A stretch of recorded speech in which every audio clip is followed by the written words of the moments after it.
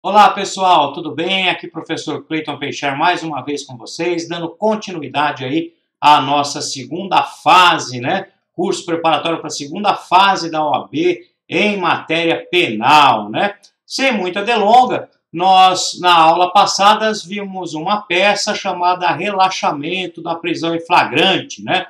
Analisamos as hipóteses de flagrante, vimos o modelo da peça, tecemos algumas considerações, né, e passamos adiante. Essa aula eu demorei um pouco, porque o material estava muito extenso, e peço já desculpa a vocês por conta da iluminação, que hoje não está muito boa. Tentei melhorar aqui, mas não deu certo ainda. Mas nas próximas vamos melhorando com certeza, ok? Então hoje nós vamos tratar de mais uma peça, mais um exercício, né? Dando continuidade aí ao nosso curso. E, como feito das maneiras anteriores, nós vamos colocar um exercício para vocês aqui. Vocês devem analisá-lo, fazer aquela estrutura que eu já disse antes, né? Marcar o tempo que vocês estão levando para fazer cada um deles, né? Fazer na folha de prova, isso é muito importante. Porque, como eu sempre digo, você tem que preparar o seu material e estar preparado lá na hora da prova. E se você fizer na folha de caderno, isso pode dar algum problema lá na frente, porque ela não tem a mesma dimensão e o número de linhas que tem na folha de prova. Então, fiquem atentos a isso, não esqueçam, perfeito? E sempre que assistir às aulas, com o seu vademecum aí na mão, aquele que você vai levar para a prova, também a sua canetinha marca-texto aí para anotar todos os artigos que são ditos em aula, perfeito? Então vamos lá para o nosso exercício. Eu vou passar para os slides e, como combinado da outra vez, eu saio, coloco a vinheta e logo em seguida, né, eu volto para fazer a correção. Vocês devem pausar o vídeo nesse momento, então, e tentar resolver o problema. E assim, passado um determinado tempo, a hora que vocês tiverem com tudo resolvido, dê continuidade ao vídeo e a gente faz a correção, perfeito? Vamos lá então para o slide. Olha só, primeiramente nós temos que fazer a estrutura da peça.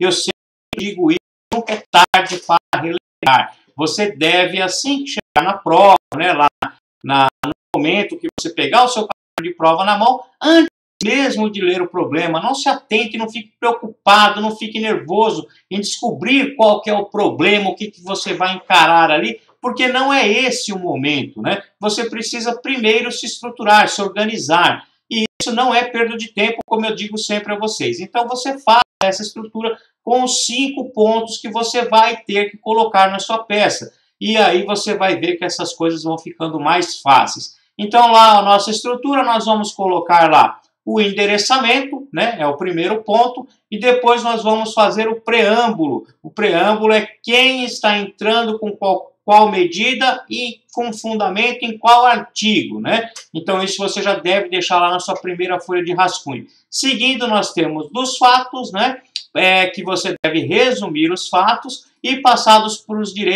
para o direito, né? As teses de direito que você vai defender na sua prova. E eu sempre falo para vocês que vocês devem fazer essa estrutura desse jeito. Coloquem lá preliminares, sem se esquecer que as preliminares estão lá no artigo 107 do Código Penal, a extinção da punibilidade, a prescrição no 109, né, como base de argumentação, fundamentação lá no 107 também, mas para argumentar a prescrição lá no 109.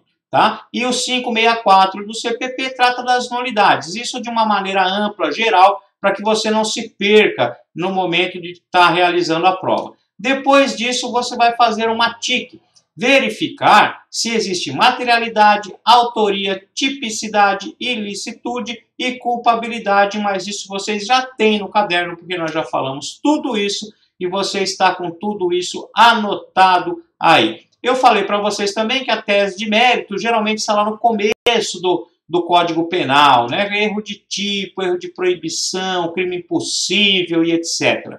Tá? Mas isso nós vamos analisando a cada exercício. E depois, quando você for discutir mérito, né, lá na fase de memoriais ou de apelação, né, você deverá fazer menção, então, as teses subsidiárias, que é a aplicação de pena, regime e substituição da pena privativa de liberdade por restritivas de direito, né? E depois disso, então, nós fazemos os pedidos, tendo como fundamento aí o princípio da correlação, né? Que você deve pedir aquilo que você argumentou lá no direito para que a sua peça fique coesa, fique certinha, né? Então, depois, local e data, observando que o problema deve indicar alguma data para vocês e vocês coloquem como está no problema. Se não tiver indicando data nenhuma, você coloque somente local e data, tá? Sem esquecer que determinados problemas da OAB pede para que você inclua a sua peça no último dia do prazo. Então tem que ficar atento a isso também, por isso é importante local e data, e isso nós vamos analisar lá no raio-x, né?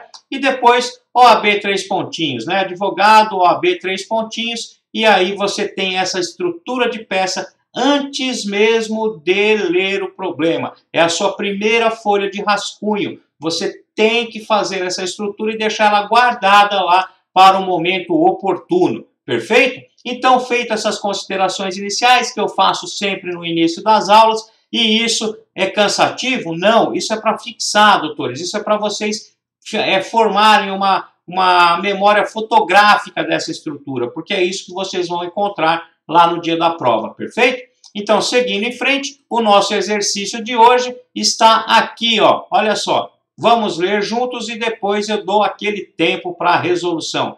Exercício, olha lá.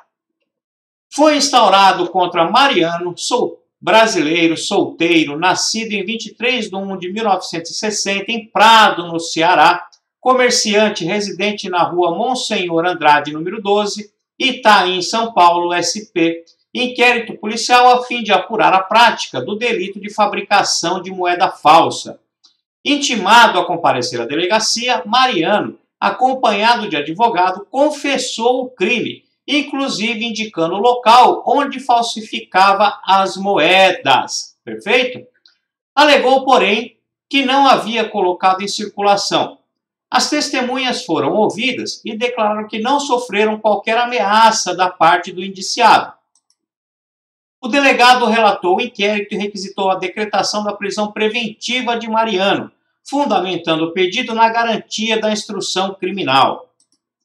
Foi oferecida a denúncia contra o acusado pelo crime de fabricação de moeda falsa. O juiz competente para julgamento do feito decretou a custódia cautelar do réu a fim de garantir a instrução criminal, conforme requerido lá pelo delegado de polícia, perfeito? Então, olha só, em face dessa situação hipotética e considerando que as cédulas falsificadas eram quase idênticas às cédulas autênticas e ainda que Mariano é residente na cidade de São Paulo há mais de 20 anos, não tem antecedentes criminais e possui ocupação lícita, redija em favor do réu peça privativa de advogado e diversa de habeas corpus para tentar reverter a decisão judicial. Doutores e doutoras, então está aqui o nosso probleminha de hoje, o nosso exercício de hoje. E eu já vou dar algumas dicas para vocês, tá? Para que seja facilitada aí a resolução. Eu digo sempre que a OAB costuma dar alguma matéria de pegadinha, né? Toda prova tem alguma pegadinha para confundir a cabeça do candidato. E aqui não seria diferente, aqui também tem uma pegadinha, tá? Vocês devem se atentar muito ao local, à competência, né? A competência para o endereçamento da sua peça, porque a OAB costuma confundir, você desatento e nervoso lá na hora da prova, acaba se confundindo. E aqui ele fala que o Mariano nasceu lá na cidade de Prado, no Ceará, né? Lá no Ceará. Então, olha só, no primeiro momento, se você estiver nervoso e não fizer corretamente a sua estrutura de peça, seu raio-x, o esqueleto, isso pode induzir você a erro. Porque esse problema diz que ele só nasceu lá em Prado, né? Mas todo o processo correu, olha só, no Itaim, São Paulo. Então tomem cuidado, isso é uma dica, né? Outra coisa que você deve analisar é que nós já vimos algumas situações anteriormente, vocês já estudaram, inclusive, essa matéria na primeira fase. Vocês têm que perceber que, às vezes, a OAB te dá informações que podem te confundir, né? Até na questão da escolha da peça. E aqui, o problema fala que o Mariano reside na cidade de São Paulo há mais de 20 anos, não tem antecedentes criminais, trabalha, né? Então, isso são algumas informações que pode confundir você na eleição da peça, tá bom? E nós faremos essas considerações novamente depois, lá na hora da resolução, e vocês verão que tem diferenciação aí das informações com a peça que será redigida, mas isso fica para o segundo momento, perfeito? Então, como combinado, pare o vídeo agora, volte um pouquinho, leia o problema inteiro e comece a resolver. Marque o tempo, né? E faça na folha de prova e voltamos em seguida. Até logo, doutor e doutora.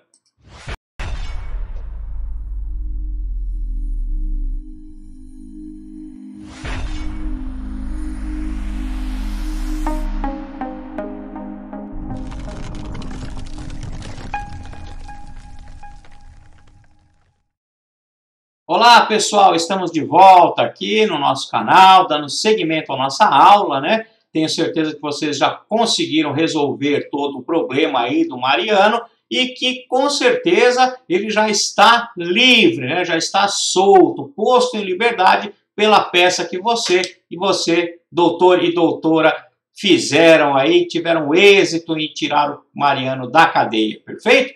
Então, pois bem, nós fizemos toda a explanação do problema e nós vamos começar a resolver o problema como eu sempre faço aqui com vocês. Nós já fizemos a nossa estrutura da peça, ela está guardadinha lá na primeira folha de rascunho, né? Então partimos em direção do nosso raio-x. Faremos o nosso raio-x, faremos nosso esqueleto, vamos descobrir qual que é a peça que deve ser interposta aí, vamos saber a competência e as teses, né? Assim que nós fizermos o raio-x, o esqueleto, eu passo a fazer com vocês as considerações dessa peça, desse problema. E depois, então, montamos a nossa estrutura e fazemos o modelo, perfeito? Então, seguindo lá para o nosso raio-x, olha só.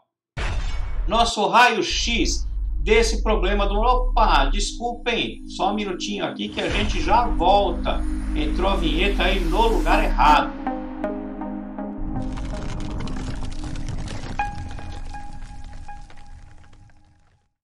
Olha lá, agora sim, doutores e doutoras, voltamos aqui para o nosso raio-x, né? Então, olha só, o nosso raio-x, falando do Mariano, que é o nosso cliente. Quem é o nosso cliente? É o Mariano nesse problema, né? Ele é réu ou vítima? Ele é réu, ele inclusive está preso, né? Olha só, ele está preso ou solto? Preso! E aqui percebam que nós estamos só preenchendo o formulário, né? Como eu disse a vocês, facilita muito a vida da gente. Olha só, qual a infração penal? E ele está sendo acusado da fabricação de moeda falsa, né? Lá do artigo 289 do Código Penal. Esse é o artigo de lei que ele está sendo acusado. Qual a pena em abstrato? E lá no artigo fala que a pena é de 3 a 12 anos de reclusão. Perfeito? Vamos lá, tem pena em concreto? Não, não tem pena em concreto. Afinal de contas, nós nem tivemos o processo ainda, né? Percebam que só foi oferecida a denúncia, né?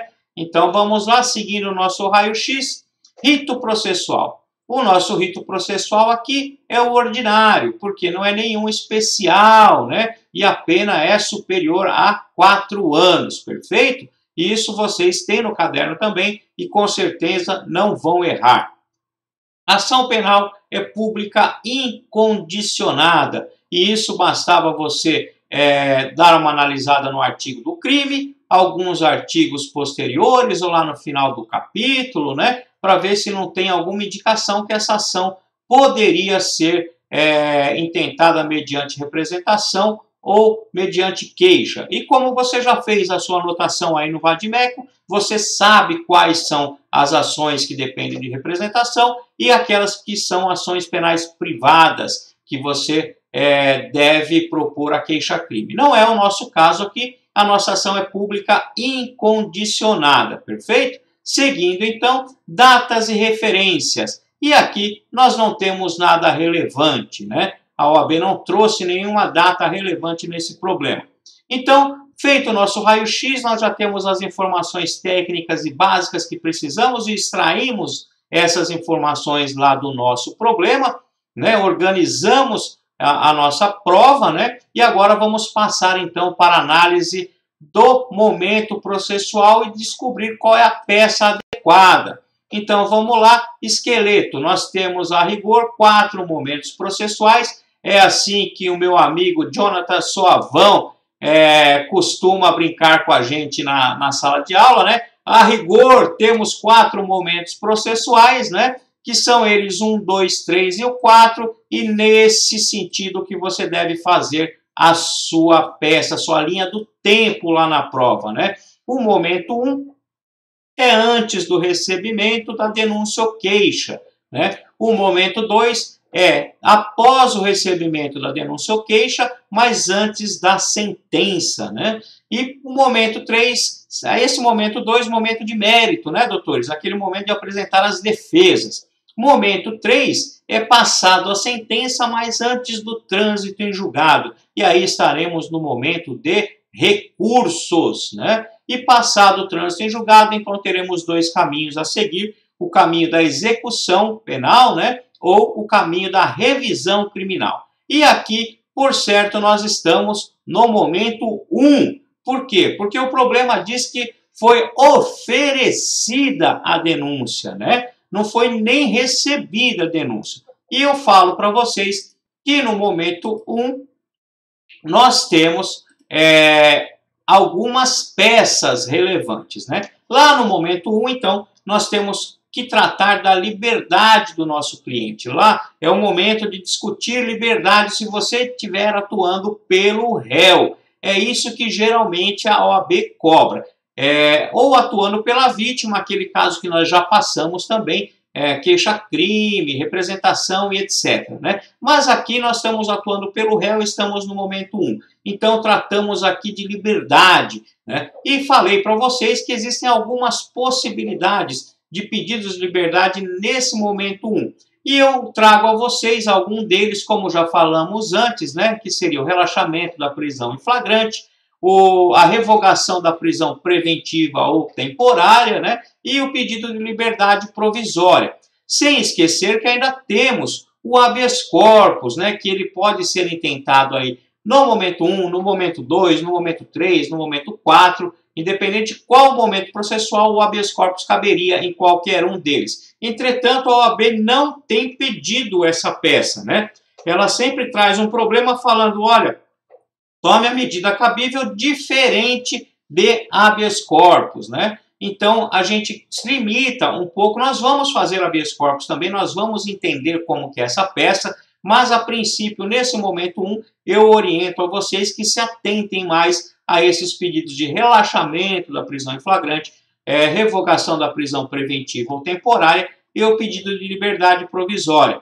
E disse a vocês também que, como eu digo em aula, que o pedido de revogação preventiva e a liberdade provisória estão muito próximos. Embora sejam institutos diferentes, e assim a OAB considera, né, mas pode cumular essas duas peças. Né? Você pode ter uma situação de um problema que você deve pedir a revogação da prisão preventiva ou também a liberdade, a concessão da liberdade provisória. Então você tem que saber diferenciar esses dois institutos, porque nesse exemplo que nós trouxemos para o exercício de hoje, a OAB não considerou o pedido de liberdade provisória para pontuação. Vejam só, né? Ela só considerou o pedido de revogação da prisão preventiva.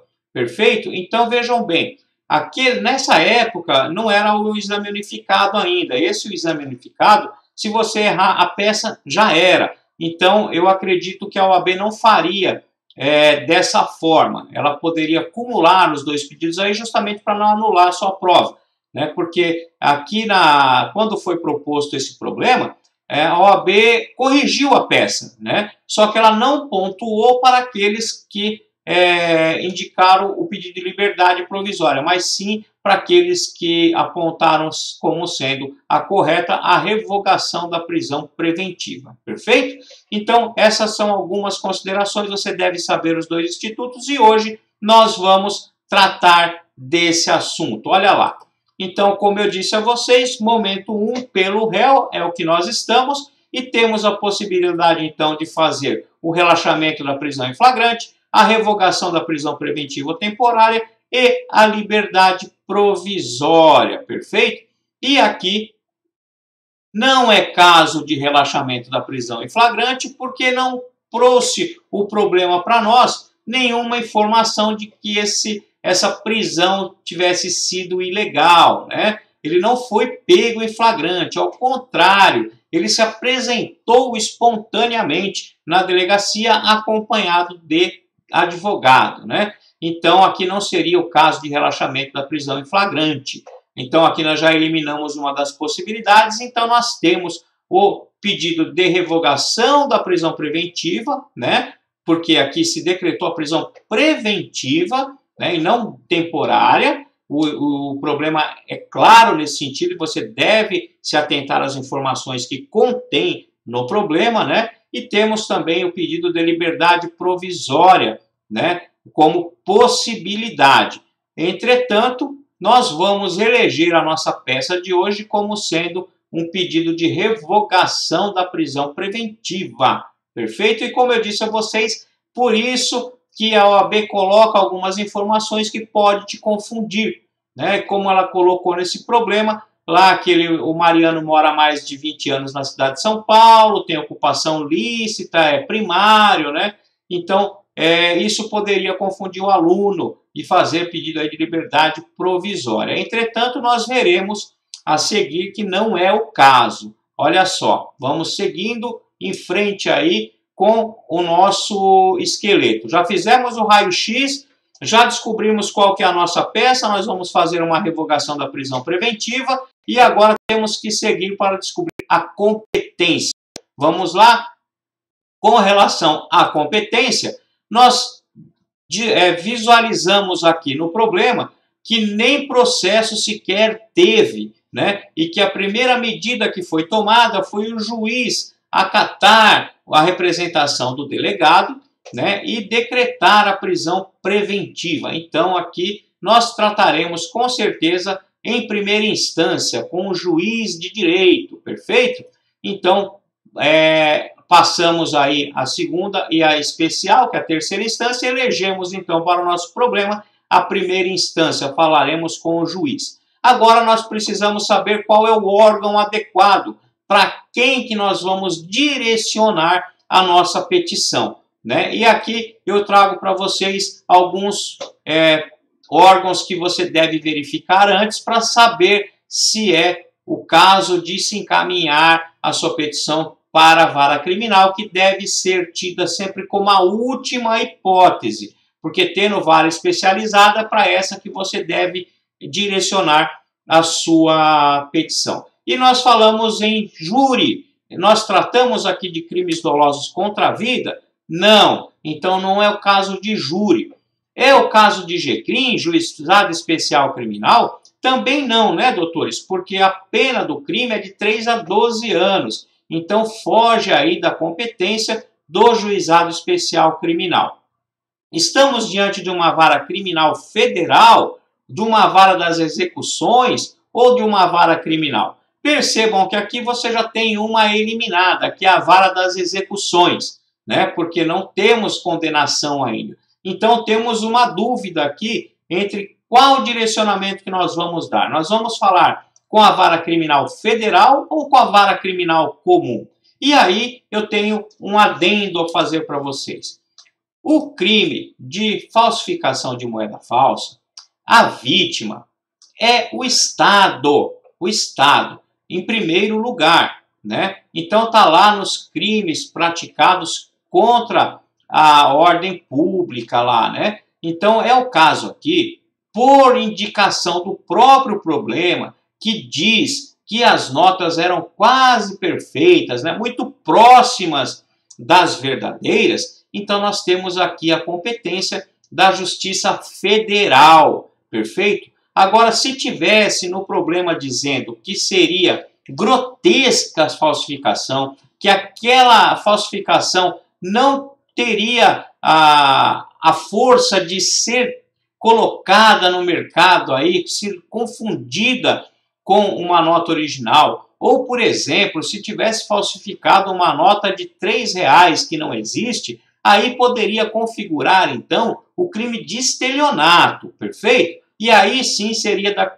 competência da justiça comum, da vara criminal comum. Entretanto, aqui, como o problema já trouxe a informação para nós de que as moedas falsificadas eram muito próximas das originais, das verdadeiras, então nós vamos eleger como competência o órgão adequado a vara criminal federal. Perfeito? Então, nós vamos direcionar a nossa petição aqui para a vara criminal federal, né, da seção de São Paulo. Perfeito? Então, vamos lá. Seguindo, já descobrimos qual é a nossa peça, já descobrimos qual a competência e vamos direcionar a nossa peça para a vara criminal federal. Então, agora eu faço algumas considerações para que a gente possa aí se inteirar do tema, se inteirar daquilo que nós estamos tratando, né, para que vocês tenham mais segurança na hora da prova. É lógico que isso aqui já entra um pouco de doutrina, né? Essa matéria vocês também já estudaram lá para a primeira fase, mas nós temos que relembrar nesse momento, até para poder formar a nossa fundamentação aí para a peça. Então, nessas considerações, eu vou tratar aqui primeiro da prisão preventiva, perfeito? Que ela é uma prisão processual, ela é decretada pelo juiz, né, a requerimento do Ministério Público, do querelante ou do assistente, ou por representação da autoridade policial. E aqui tivemos uma alteração legislativa muito recente. E aí é um problema, porque com o pacote anticrime houve uma mudança no artigo de lei que trata da prisão preventiva. E como esse edital, nós estamos aqui tratando desse exame que é o de número 31, que inclusive está suspenso aí a prova, né? Foi decretada a nova data por conta da pandemia do Covid-19, por isso nós estamos aqui confinados e gravando essas aulas aqui de casa, né? Então, quando entrou em vigor o pacote anticrime, a Lei 13.964 de 2019, esse edital, essa prova provavelmente já estivesse feita, já estivesse pronta. E isso, por certo, que não vai cair para vocês nesse exame. Mas vocês têm que se atentar que houve essa modificação legislativa, até porque essa aula vai servir de base para vocês para as próximas provas, né? Então, vocês terão que estar muito bem preparados. E aqui existe um detalhe que a OAB com certeza vai cobrar de vocês muito em breve, porque antes dessa alteração legislativa, o juiz poderia decretar a prisão preventiva de ofício na fase judicial, ou seja, ele não poderia decretar de ofício a prisão preventiva na fase de inquérito, mas na fase judicial sim ele poderia. E com a alteração legislativa ele não pode mais. Ele só pode decretar a prisão preventiva a requerimento daquelas pessoas que eu disse antes, né? Que quem são? O Ministério Público, o querelante ou o assistente de acusação, ou por representação da autoridade policial. Então vocês devem ficar atentos. Como eu disse, para essa prova não vai cair, mas você, se tiver um vadimeco atualizado aí, já faça um grifo, né, nessa possibilidade que foi retirada do artigo de lei, onde o juiz poderia decretar de ofício a prisão preventiva na fase judicial. tá bom? Vamos seguindo lá então, eu vou mostrar para vocês como ficou. Olha só, prisão preventiva, né? A prisão processual decretada pelo juiz a requerimento do Ministério Público, do querelante ou do assistente, ou por representação da autoridade policial, tá? E eu coloquei a observação para vocês aqui, ó. Antes da entrada em vigor da Lei 13.964, de 19, o pacote anticrime, podia o juiz decretar a prisão preventiva de ofício no curso da ação penal, tá? Na fase de inquérito, na fase de investigação, não. Mas na fase da ação penal, o juiz poderia de ofício, mas agora não pode mais, perfeito? Então, seguindo, olha lá. A prisão preventiva trata-se de prisão cautelar, que visa garantir a segurança à sociedade, investigação e aplicação da lei penal, desde que presentes os requisitos do fumus boni iuris ou fumus comitti delicti, né, comitti delicti, e periculum in mora. Isso nada mais é do que materialidade e indícios de autoria.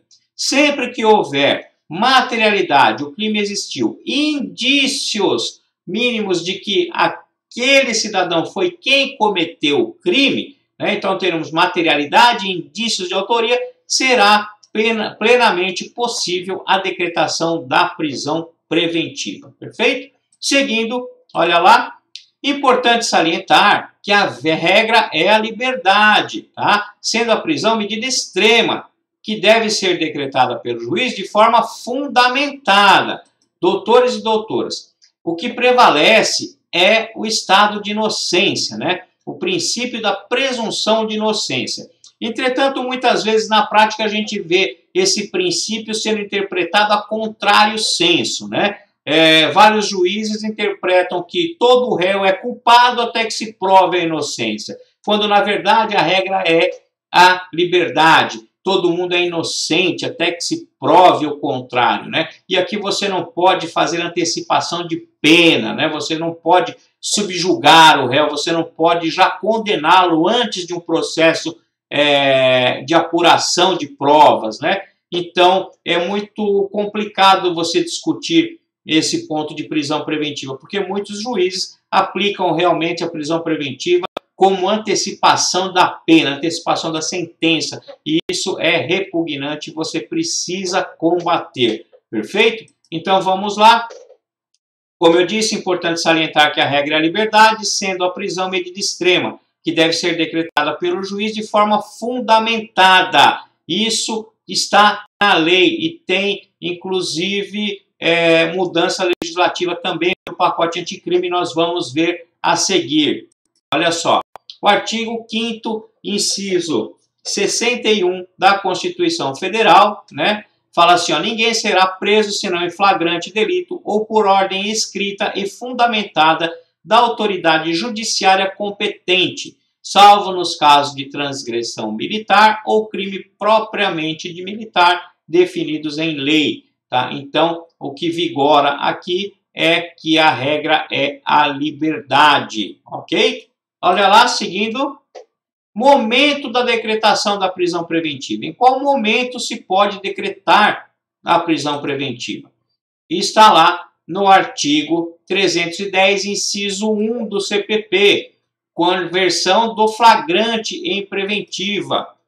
E nós sabemos que nós temos instituído aí a audiência de custódia, né? E o pacote anticrime, inclusive, regulamentou a audiência de custódia. Nós vamos ver logo em seguida, tá? Então, quando que se decreta a prisão preventiva?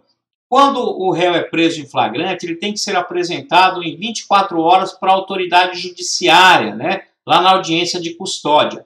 E lá no artigo 310, inciso 1 do Código de Processo Penal, diz que o juiz poderá converter a prisão em flagrante em prisão preventiva. Ou seja, ele vai analisar se o flagrante está correto, se está formalmente realizado dentro das técnicas e normas, né? Vai verificar se o réu não sofreu agressão, tudo isso, e poderá, analisando ali de plano, converter a prisão em flagrante em prisão preventiva.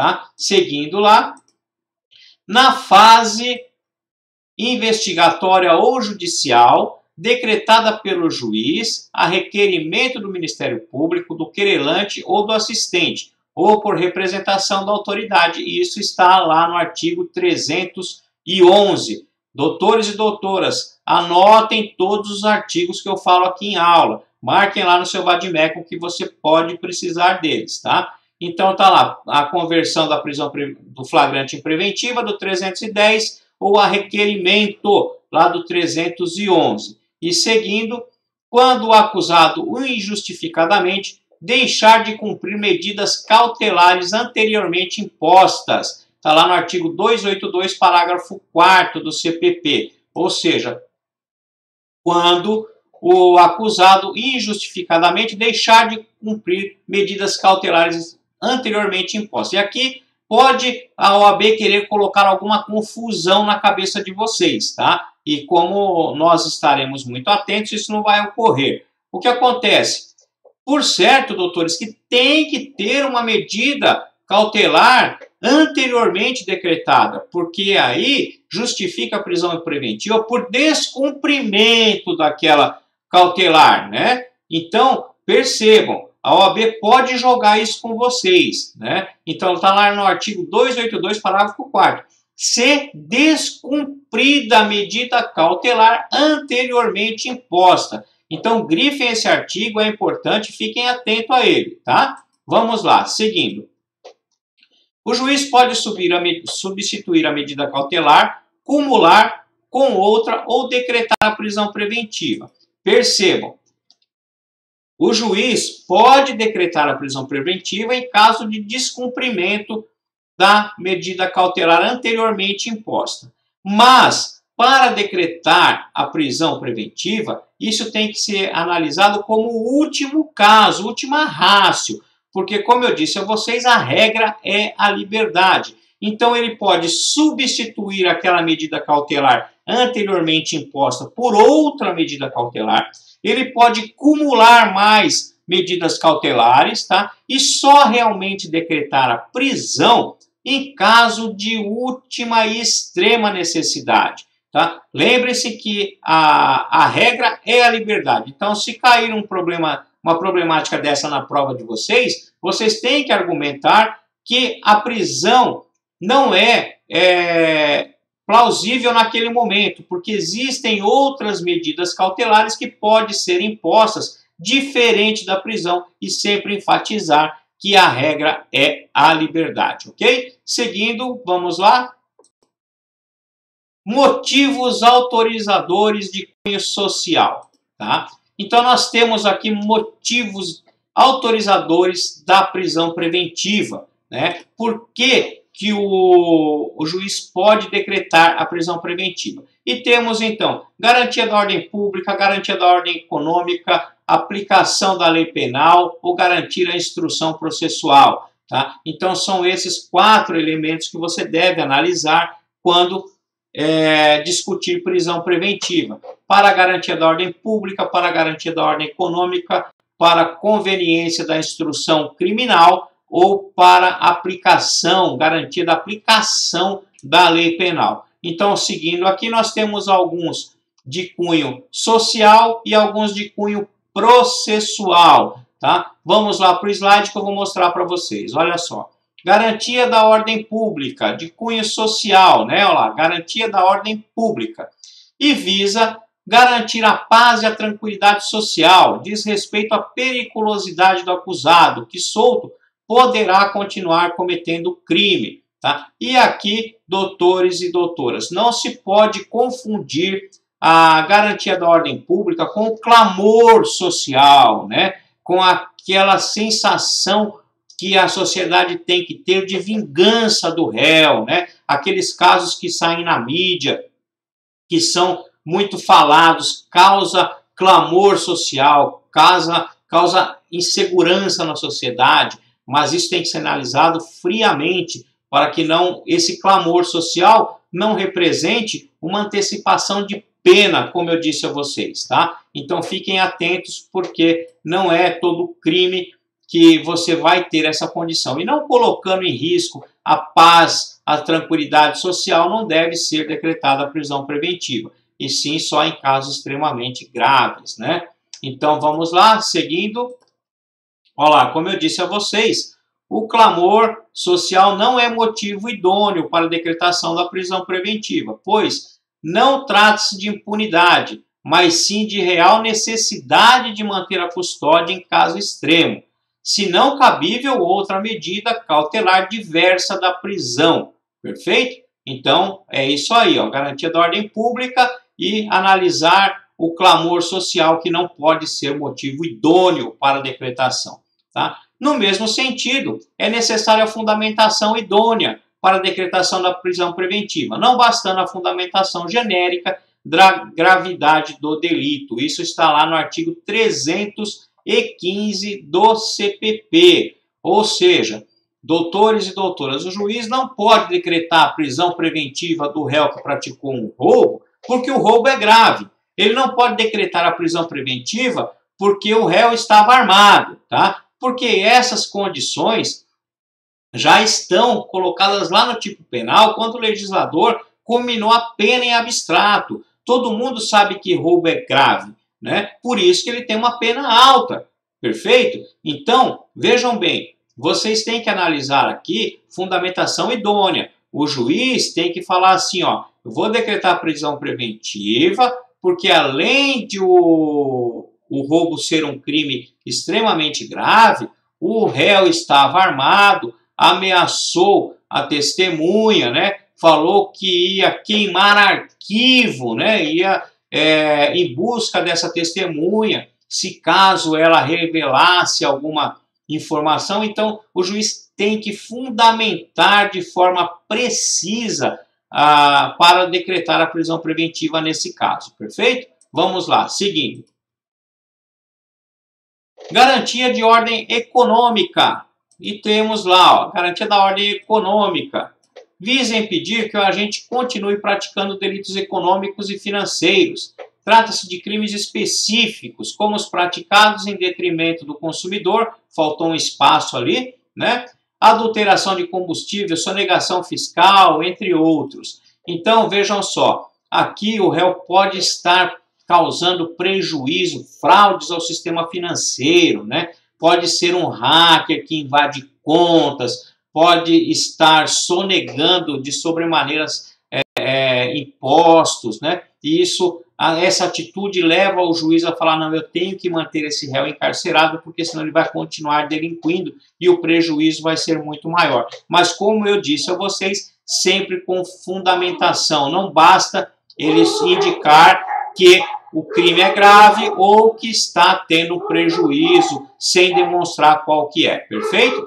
Então, seguindo a nossa aula, olha lá, motivos autorizadores de cunho processual. E aqui não falamos mais de cunho social, né, lá do clamor público ou da fraude aí contra a economia, e passamos para os motivos autorizadores de cunho processual, para garantir o processo, perfeito? Então, estamos lá. Conveniência da instrução criminal. Conveniência da instrução criminal. E aqui visa garantir que o processo tenha o seu regular andamento, né? Que ele possa ser concluído, que ele possa ser iniciado e finalizado sem interferência prejudicial por parte do réu, perfeito? Então vamos lá, seguindo, olha só. A conduta do agente demonstra que ele pode interferir na produção de provas ou prejudicar o processo, como, por exemplo, ameaçar testemunha, destruir provas, manipular perícias e etc.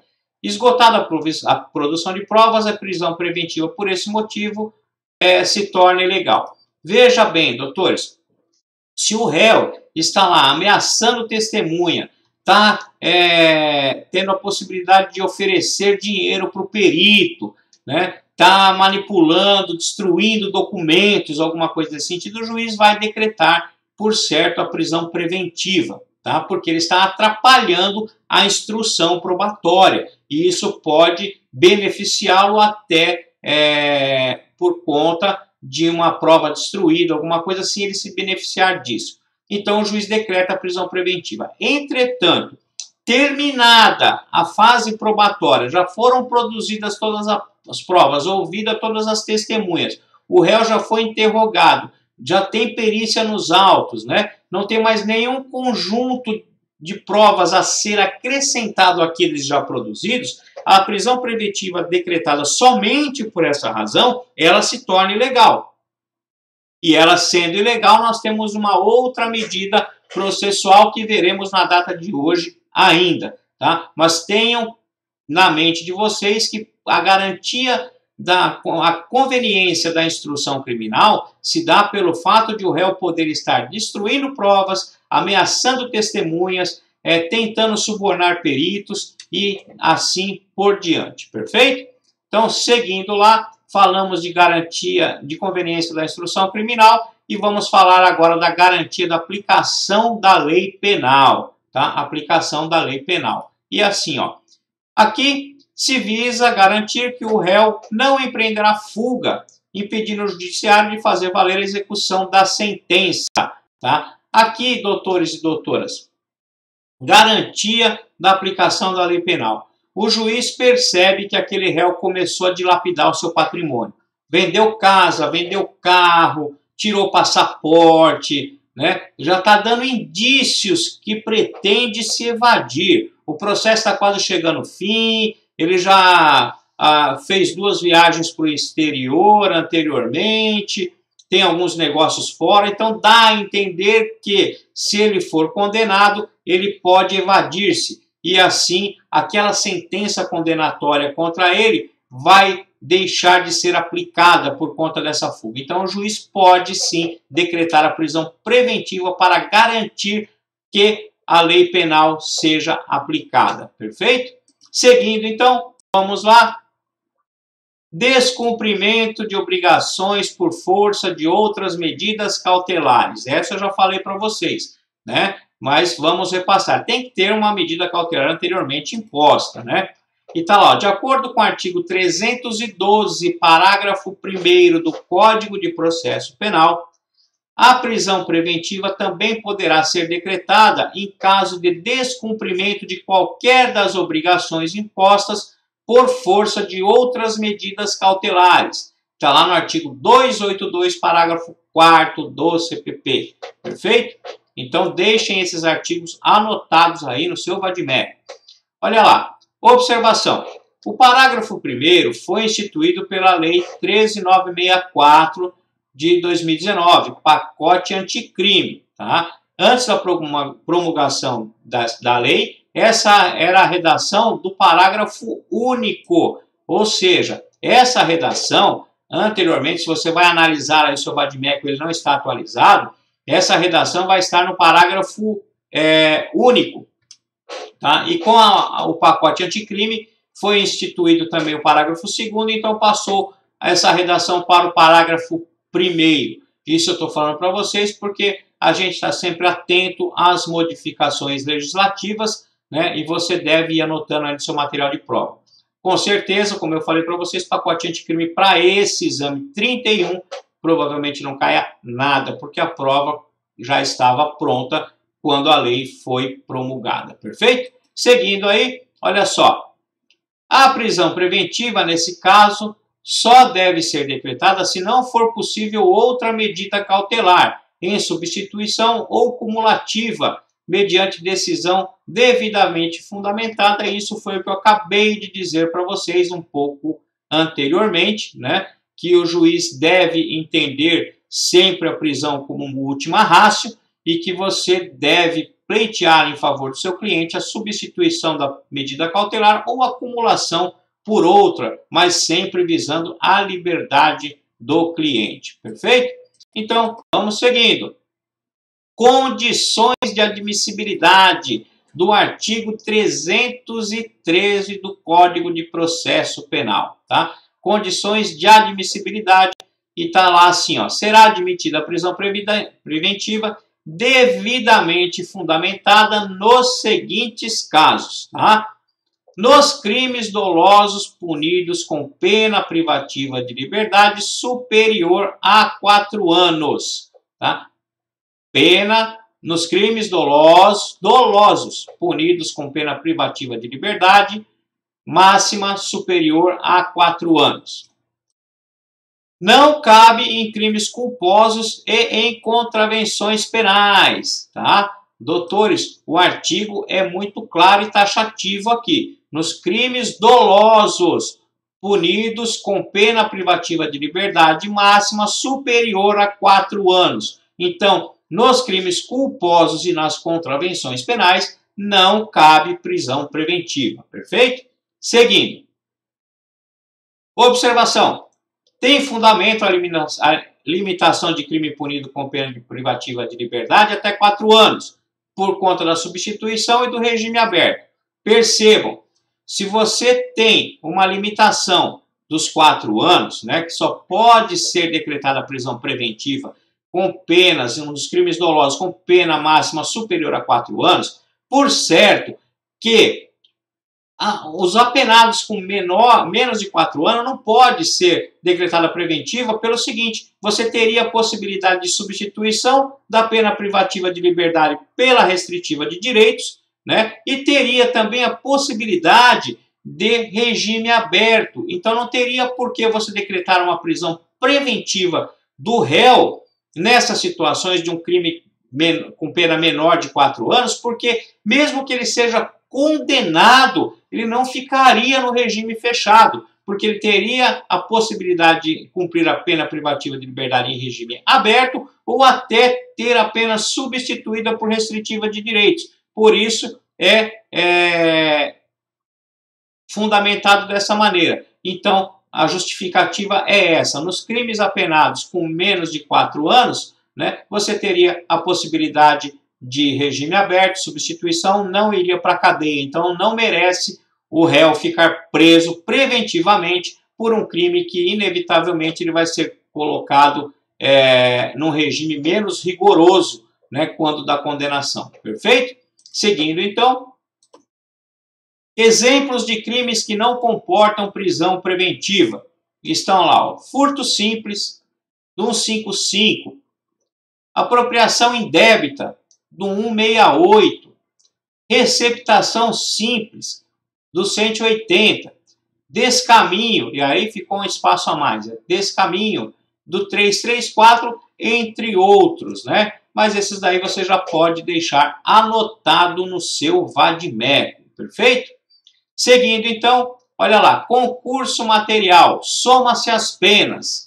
Concurso formal e crime continuado, deve-se levar em consideração a causa de aumento no máximo e de redução no mínimo. Tá? E também, nos casos de aumento e diminuição de pena, se deve levar em consideração a quantidade que mais aumenta e a que menos diminui. Por certo, né, doutores? Eu já falei isso na aula para vocês, quando nós estudamos lá o raio-x, que você, quando tiver uma situação de concurso material, de crime continuado, concurso formal, você deve sempre buscar a pena máxima para você descobrir o rito, né? Para você saber como que você vai fazer. E aqui é a mesma forma. Você, se analisar a prisão preventiva e verificar que um furto simples não cabe a prisão preventiva, mas ele se deu em vários furtos de forma continuada e isso eleva a pena, né? Então isso deve ser considerado e você sempre deve chegar ao máximo da pena nesse sentido para saber se cabe a prisão preventiva ou não, tá? Então, lá nos concursos, né, soma-se as penas para saber qual seria a pena maior no caso de concurso material. Se for no caso de concurso formal e crime continuado, sempre levar em consideração a causa que mais aumenta, né, ou a que menos diminui. E nos casos de aumento e diminuição de pena, a mesma coisa, sempre acrescentar o máximo que pode aumentar e diminuir o mínimo, para que você chegue sempre à quantidade máxima de pena que ele poderia pegar para saber se cabe ou não a prisão preventiva. Perfeito? Seguindo, então, vamos lá. Lá no inciso 2, né? Se tiver sido condenado por outro crime doloso, em sentença transitada em julgada, ressalvado o inciso 1 do caput do artigo 64 do Código Penal. Tá? Então, trata-se de reincidente, né? Trata-se do réu reincidente em crime doloso. Ainda que a pena máxima ultrapasse 4 anos, poderá ser decretada a prisão preventiva nesse caso, porque lá no inciso 2 fala que o reincidente pode ser aí submetido à prisão preventiva. Perfeito? Lá no 3 fala assim, ó. Se o crime envolver violência doméstica e familiar contra a mulher, criança, adolescente, idoso, enfermo ou pessoa com deficiência para garantir a execução das medidas protetivas de urgência, né? Aqui a lei abrangeu um pouco aí o conceito, colocando também a criança, adolescente, idoso ou enferma, né? Ou pessoa com deficiência, não só mais a mulher, né? Nessa situação de fragilidade. Então, para que você garanta a execução daquela medida protetiva de urgência, né, de afastamento, por exemplo, do réu com qualquer um desses entes, né, geralmente era com a mulher, então você pode falar para ele se ausentar ou ficar longe 200, 300 metros, e isso geralmente não ocorre e a gente acaba tendo, infelizmente, aí crimes muito piores, né? Eu que atuo bastante junto à vara de violência doméstica e familiar contra a mulher, percebo várias situações nesse sentido, que a gente pede, né, o afastamento, ou que você é nomeado pela defensoria para defender o réu e ele está com a medida protetiva de urgência decretada para não se aproximar da vítima, e infelizmente acaba a gente fazendo o júri dele depois, porque ele não respeitou e foi lá e cometeu homicídio, por exemplo, né? Então é muito complicado isso, e a lei abrangeu esse conceito para além da mulher, o idoso, a criança, adolescente, o enfermo, a pessoa com deficiência, tá? Então vamos lá, seguindo nos nossos slides. As medidas protetivas de urgência estão previstas no artigo 22 da Lei 11.340, Maria da Penha, artigos 43 a 45 do Estatuto do Idoso e artigos 98 a 101 do ECA. Tá? Isso é muito importante. Você deve anotar no seu vadimeco. Tá? Então, deixe anotado no seu vadimeco esses artigos de lei, porque você pode precisar deles. Tá? Então, seguindo, existe a necessidade de ter sido determinada anteriormente uma medida protetiva de urgência, pois esse instituto visa garantir a execução da referida medida. Foi o que eu disse há pouco para vocês, né? Eu mostrei para vocês que tem que ter sido decretada uma medida anterior para que possa ser decretada a prisão preventiva para garantir a execução dessa medida protetiva de urgência. Perfeito? Então, seguindo. Artigo 313, parágrafo 1º.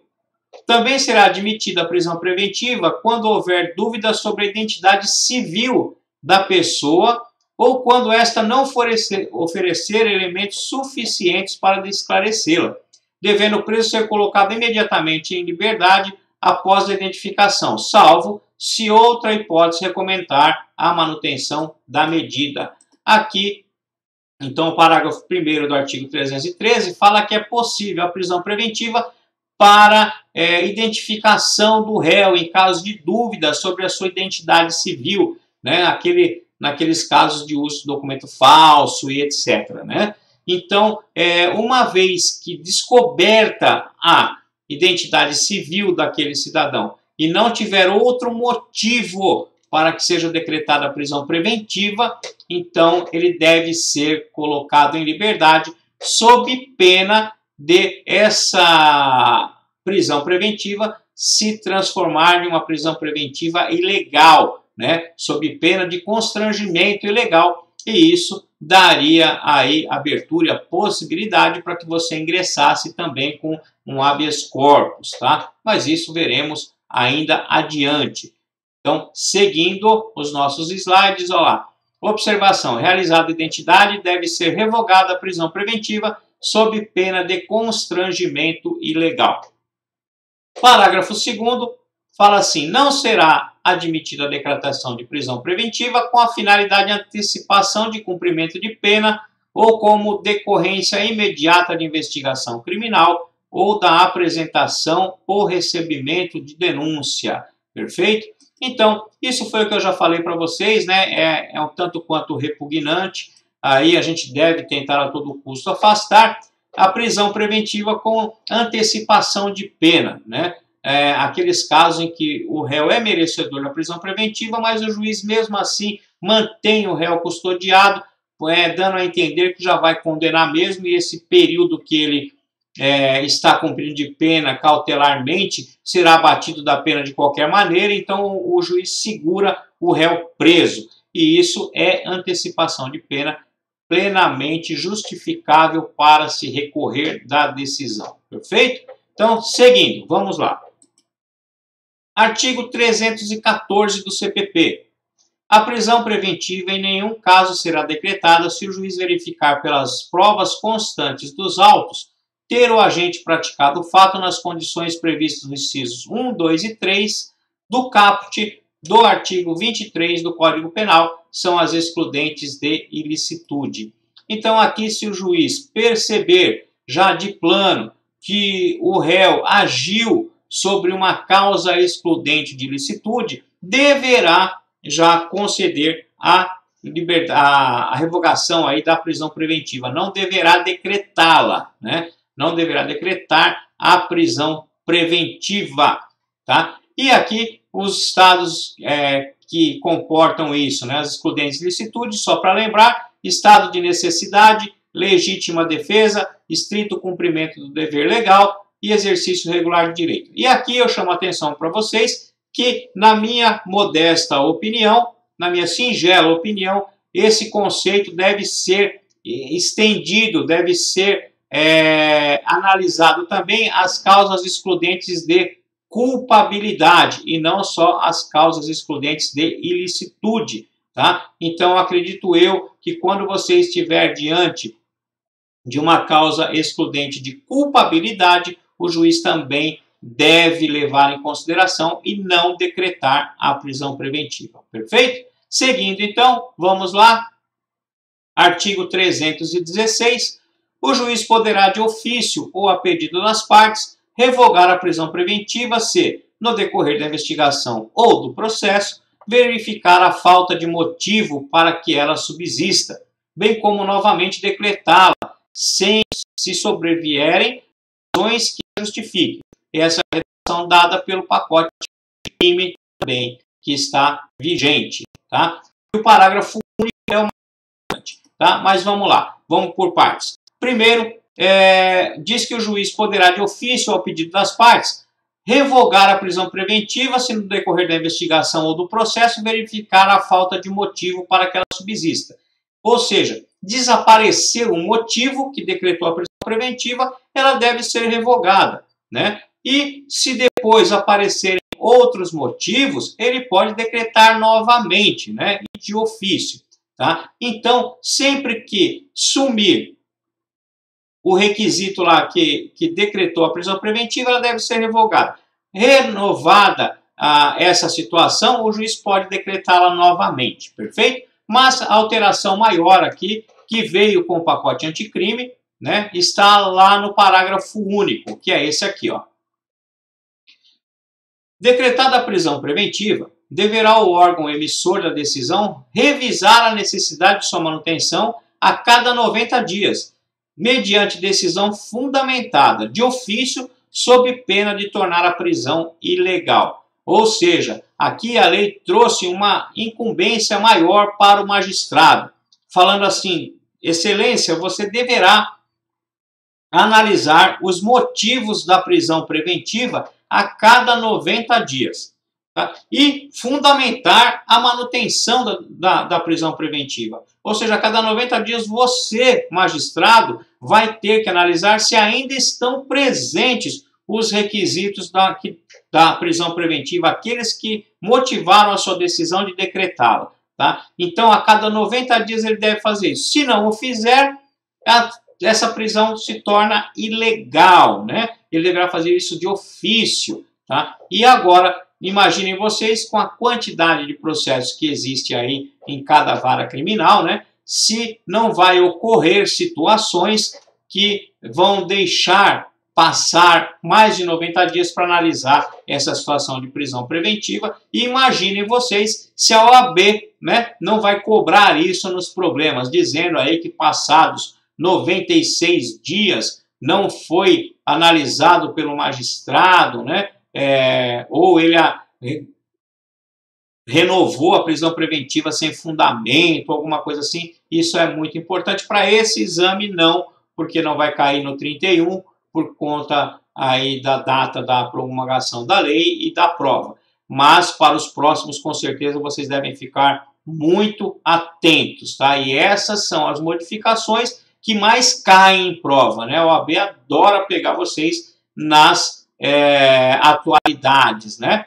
Então, vamos lá, seguindo para a nossa aula com os slides e base legal. Qual é a base que você vai usar para fazer os seus pedidos? E está lá, 316 do CPP, artigo 282, parágrafo 5º do CPP e o artigo 5º, inciso 61 da Constituição Federal. Esses são artigos que você deve abrir o seu Vadmecum agora e fazer a respectiva anotação sem deixar passar, porque isso cai em prova, tá? Isso pode ser cobrado em vocês. E se atentem que, embora uma peça dessa, doutores, se atentem que, embora uma peça dessa de revogação da prisão preventiva seja pouco provável que a OAB cobre de vocês na prova como peça principal, isso é muito relevante nas questões e ela pode trazer para vocês questões envolvendo direito material e direito processual, falando de prisão preventiva e cobrando de vocês justamente o entendimento desses artigos. E se você estiver com o seu Vadmecum bem anotado, você não vai ter problemas, perfeito? Então não deixem de anotar.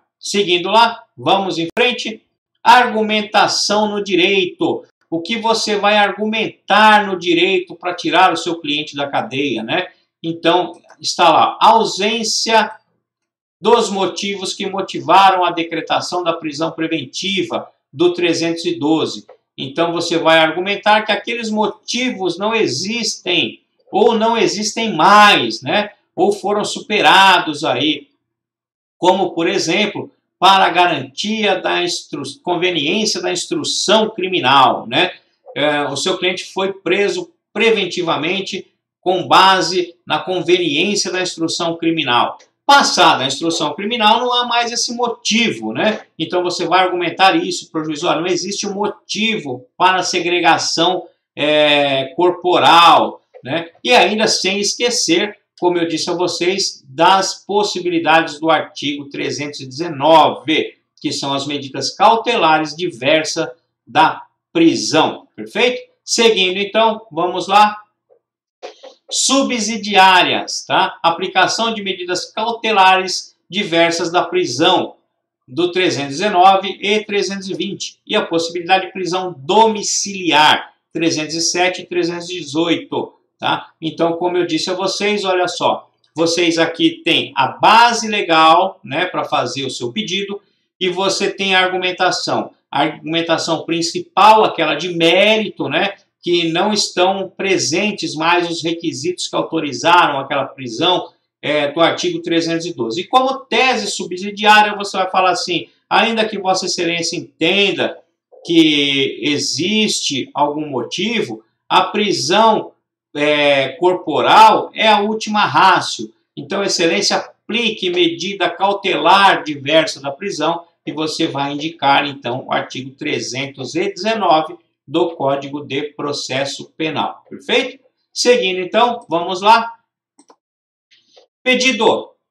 Revogada a prisão preventiva, pois ausentes os requisitos do artigo 282, 312 e, aqui é E, tá, doutor? Não é 3. E 313 do CPP e não pode esquecer em momento algum, quando o seu cliente está preso, de pedir a expedição do respectivo alvará de soltura. Perfeito? Então, aqui nós já temos, olha, a base legal, já temos as teses, né, que a principal é a ausência de motivos da prisão preventiva, a subsidiária pedindo a aplicação de medida cautelar diversa da prisão, né? E o pedido é simples, é correlato, né? É a revogação da prisão preventiva pela ausência dos motivos, ou, se assim não entender o juiz, que aplique medida cautelar diversa, sem esquecer que sempre que o seu cliente estiver preso, você deve pedir a expedição do alvará de soltura, perfeito?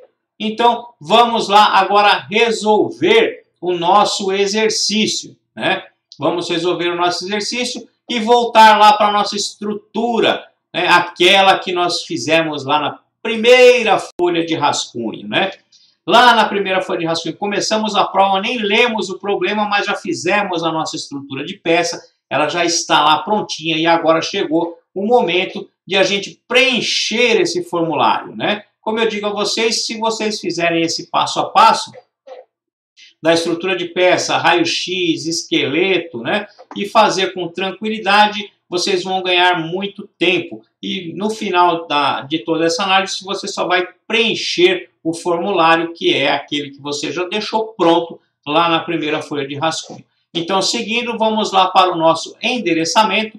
E o nosso endereçamento é aqui, ó, Vara Criminal Federal de São Paulo. Né? Por quê? Porque, como eu disse a vocês, trata-se de crime onde a vítima é o Estado, né? Então, você deve encaminhá-lo para a Vara Federal Criminal do Estado de São Paulo, porque o problema trazia essa informação. E falei para vocês também que nós vamos direcionar para a Vara Criminal Federal, porque o próprio problema nos trazia a informação de que as células falsificadas eram muito próximas das verdadeiras. Né? Caso fosse grosseira, né? Ou caso fosse, como eu disse, falsificada uma nota de R$3 que não existe, isso poderia configurar o crime de estelionato, perfeito? Mas aqui no nosso caso, por elas serem muito próximas, nós vamos eleger a vara federal, perfeito? Preâmbulo, nós vamos pedir a revogação da prisão preventiva com base nos artigos 316 do CPP e artigo 282, parágrafo 5º do CPP, além do artigo 5º, inciso 61 da Constituição Federal, tá?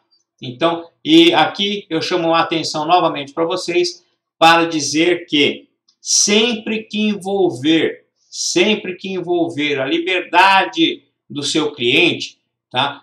Ou quando você estiver com dificuldade para achar alguma argumentação, você deve passar os olhos pelo artigo 5º da Constituição Federal, que são os direitos fundamentais, né? São os direitos fundamentais do cidadão e você sempre vai achar alguma coisa que vai te beneficiar ali pelo artigo 5º, com certeza. Não deixe de passar por eles sempre. Até indico que antes da prova, 1 dia, 2 dias antes, vocês releiam ele com uma certa atenção para fixar, memorizar algumas coisas, porque pode ser muito importante para você fazer a sua fundamentação na data da prova, perfeito?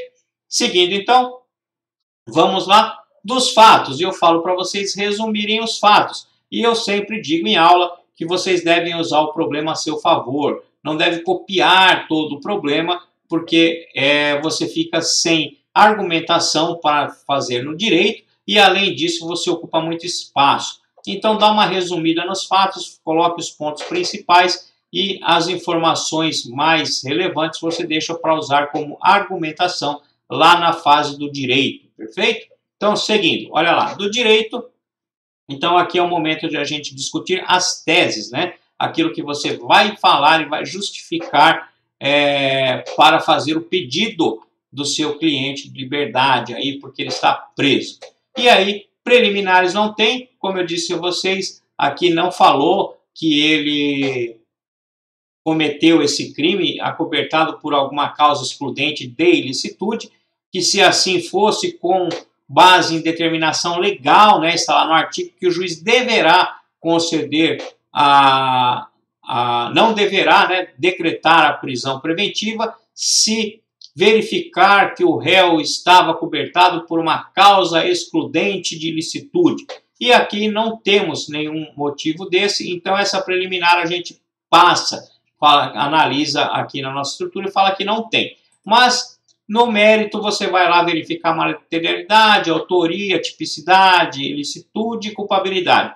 Nesse caso aqui, nós só vamos ter os motivos que motivam a prisão preventiva, lá do 312, a ausência desses motivos, né? Então, o que você vai discutir na sua peça é que não estão presentes os requisitos do artigo 312 para que se possa justificar essa prisão preventiva, tá bem?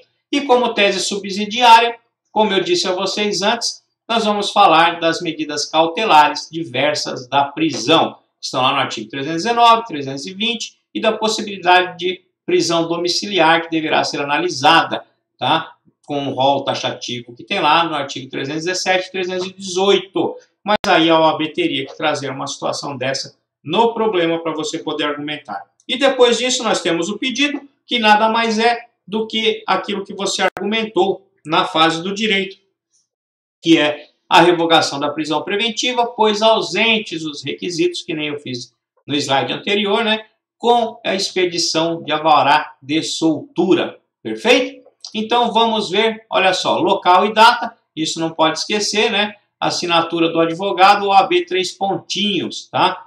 Então isso aqui é a sua estrutura, você preencheu, a sua peça está pronta. Então agora nós temos que elaborar a peça, né? Já que nós fizemos todo o nosso raio-x, esqueleto, descobrimos a peça, a competência, né? Já preenchemos o nosso checklist, né? Que é aquele da primeira folha de rascunho. Vejam, percebam vocês como fica fácil, né? Quando você termina de fazer o raio-x e esqueleto, você tem todas as informações em mãos e você só vai preencher lá a sua estrutura de peça, perfeito? E aí, então, é só pôr tudo isso no papel e nós vamos fazer isso agora como modelo, tá, doutores? Como base para vocês passarem a fazer mais exercícios. Como eu sempre digo, cada um tem um estilo, cada um tem um tamanho de letra, né? Uns gostam de começar os parágrafos encostados na folha, na margem da folha, outros dão espaço. Isso é estilo, né?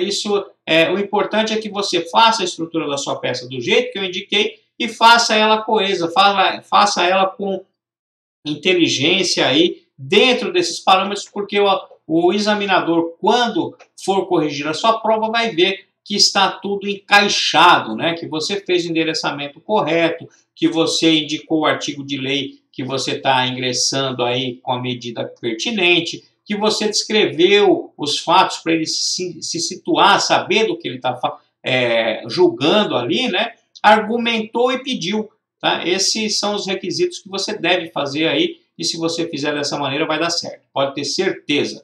Então vamos lá para o nosso exercício resolvido, vamos ver como ficou, olha lá. Excelentíssimo senhor doutor juiz federal, porque nós estamos na Justiça Federal, tá? E aqui você não vai chamá-lo de juiz de direito, você vai chamar de juiz federal, tá? Da Vara Criminal da Seção Judiciária de São Paulo.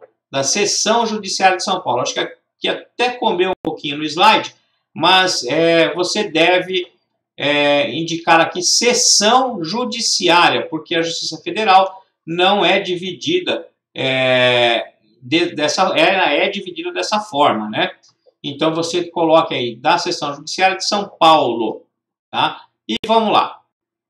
Olha só, as observações que eu já tinha feito para vocês. Por se tratar de células falsificadas quase idênticas, a vítima primeira é o Estado, portanto a competência é da Justiça Federal, tá? Artigo 109 da Constituição. Olha lá o 109 e anotem no seu vademé. Observação. Se a falsificação fosse grosseira, poderia configurar o crime de estelionato, da competência da Justiça Estadual. Tá? Isso eu já disse a vocês, mas eu coloquei aqui para que vocês tenham isso na peça, a hora que vocês forem redigir aí, lembrar disso, perfeito? E vamos lá então para o nosso preâmbulo, né? Colocar aqui altos 3 pontinhos, porque nós já sabemos que tem aí um inquérito policial que já foi relatado, isso está no problema, então você já tem um número de autos. Então você coloca altos 3 pontinhos. Professor, é preciso pular 10 linhas para começar o preâmbulo? Não, isso é estilo. Recomenda-se que você deixe um espaço, né, para começar a escrever.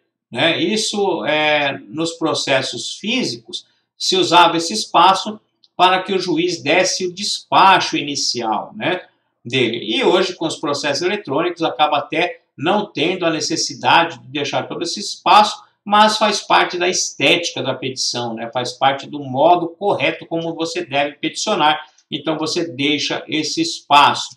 E vamos lá para o preâmbulo. Então, ficou assim, ó. Mariano, anteriormente qualificado nos autos em epígrafe, e aqui eu falo anteriormente, porque nós já temos autos, né? Porque ele já foi qualificado lá na fase de inquérito policial. Então, Mariano, anteriormente qualificado nos autos em epígrafe, por seu advogado ao final firmado, procuração anexa. Aqui não seria necessário você colocar, mas eu sempre indico que você coloque entre parênteses aí procuração anexa, para o examinador saber que você tem o conhecimento de que precisa da procuração para poder estar patrocinando aquele cliente, tá? Então, não vai te prejudicar você colocando isso. Coloquem que vale a pena.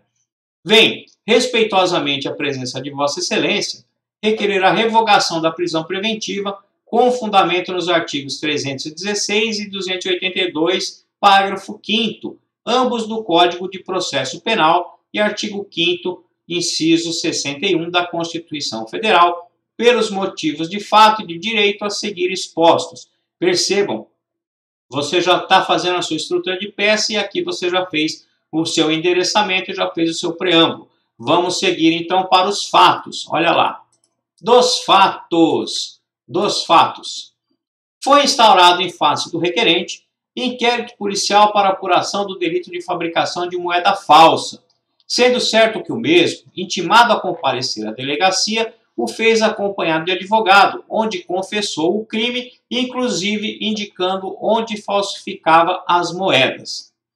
Informou a autoridade policial que não as havia colocado em circulação, bem como ouvidas as testemunhas, as mesmas declinaram que não sofreram qualquer ameaça por parte do indiciado. O delegado de polícia relatou o inquérito e requisitou a prisão preventiva do indiciado com fundamento na garantia da instrução criminal. Perfeito? Oferecida a denúncia, o juiz entendeu por decretar a custódia cautelar a fim de garantir a instrução criminal, conforme lá requerido pelo delegado. Aí você fecha o seu raciocínio dos fatos. Olha só. Em que pese a decisão do nobre magistrado, é caso de revogação da prisão preventiva, como se passa a expor. Então percebam que 5 parágrafos minúsculos, tá? 5 parágrafos de 2 linhas, em média cada um, e você descreveu todos os fatos. Você deu aí, instruiu aí, né? Começou falando do que aconteceu, argumentou o que o juiz decidiu, e para fechar o raciocínio, né, você coloca lá, é caso de revogação, ou seja, você fecha esse raciocínio dessa maneira, né? Por exemplo, quando você vai fazer o memoriais, você vai terminar os fatos com o réu merece ser absolvido, como começamos a expor. Então você já, quando fecha os fatos, embora você faça aí de maneira resumida, você já dá um tapa, né, para introduzir o direito. Fala assim, ó, é caso de revogação da prisão preventiva, e é isso que eu vou discutir, é isso que eu vou requerer lá nos meus pedidos. Percebam que você está fazendo de uma ordem cronológica certinha, né? Você já introduziu o assunto, já falou, ó, é caso de revogação da prisão preventiva, tá? Então você já sabe o que você vai pedir, e aí você vai argumentar os motivos que vão embasar o seu pedido lá embaixo, perfeito? Então fica bem bacana assim, ó. Vamos dar uma olhada de novo lá. Então, olha só, você foi lá, foi instaurado o inquérito, né? Informou a autoridade policial que não colocou as notas em circulação, não ameaçou testemunhas nem nada. Mas o delegado, mesmo assim, requereu a decretação da prisão preventiva, o que o juiz acatou, né? E aí você coloca lá a frase de impacto para fechar o seu raciocínio, né? Olha lá, em que pese a decisão do nobre magistrado, é caso de revogação da prisão preventiva. Como se passa a expor, tá? Olha lá, então, seguindo. Do direito. E aqui você vai fazer as suas teses de argumentação. Só um minutinho, doutores e doutoras, eu vou tentar aqui arrumar a nossa câmera, porque ela está cortando um pouquinho do slide que eu percebi agora aqui. Só um minutinho que já vai dar certo. E a gente já volta para lá. Vamos ver. Ainda está cortando. Volta mais um pouquinho.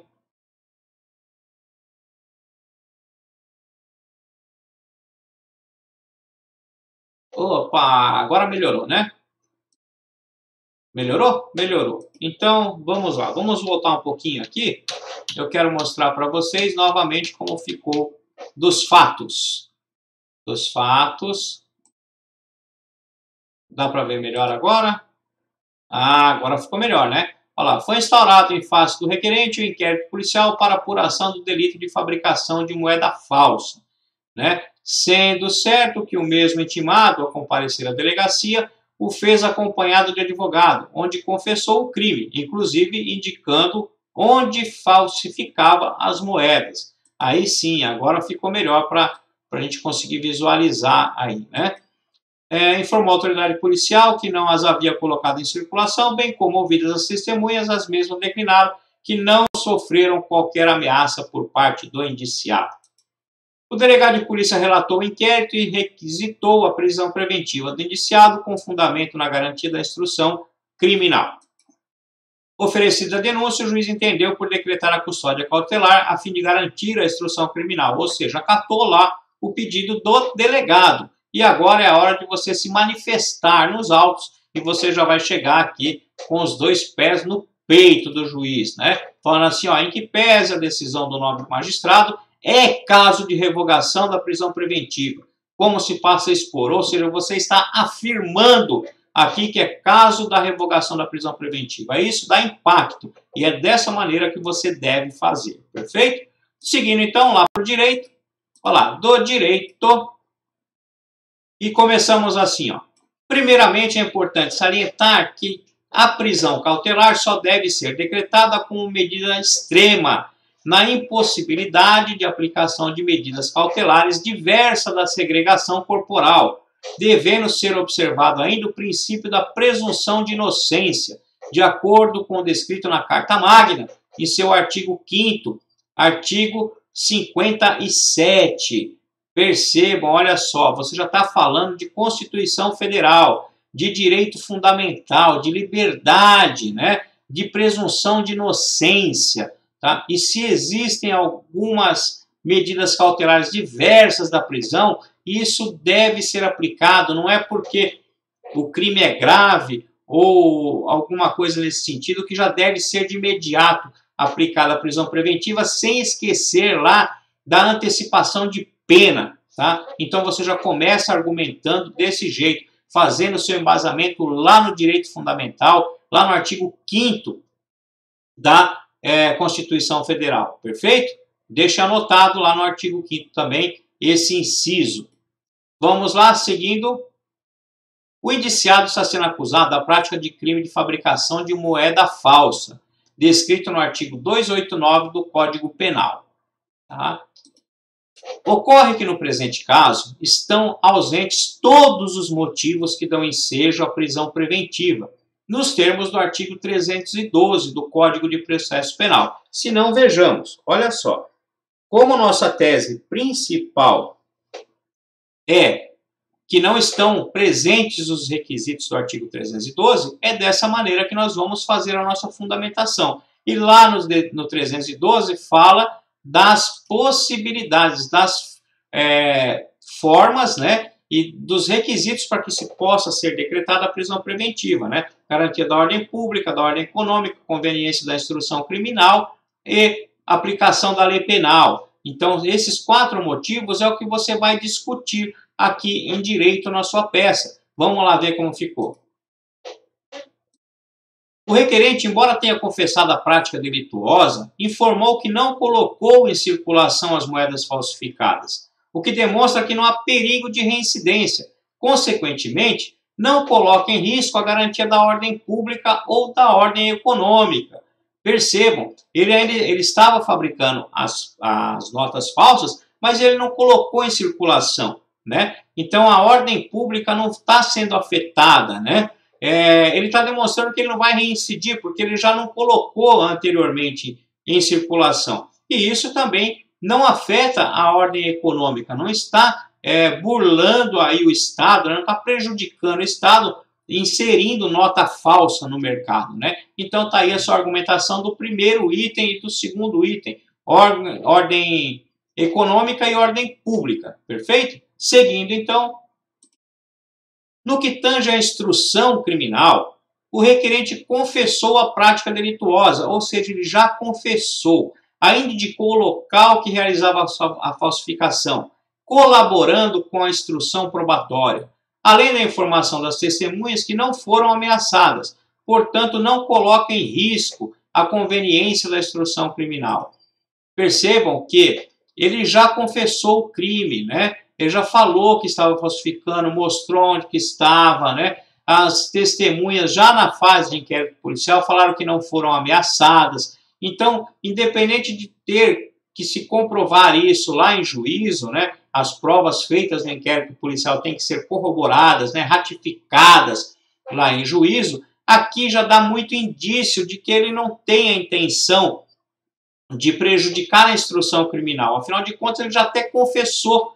E as testemunhas que foram ouvidas no inquérito também já disseram que ele não as ameaçou. Perfeito? Então aqui está o terceiro motivo lá da decretação da prisão preventiva, contra-argumentado aí, né, que é a instrução criminal, e diferente do que o delegado de polícia lá entendeu e o juiz quando da decretação da prisão preventiva também. Perfeito? Então, seguindo, olha lá. Ainda, o indiciado é residente na cidade de São Paulo há mais de 20 anos, não tem antecedentes criminais, possui ocupação lícita, compareceu à delegacia quando intimado, o que demonstra que não tem qualquer intenção de se furtar em responder à ação penal, se comprometendo desde já a comparecer a todos os atos processuais quando intimado. Demonstra que não coloca em risco a aplicação da lei penal em caso de condenação.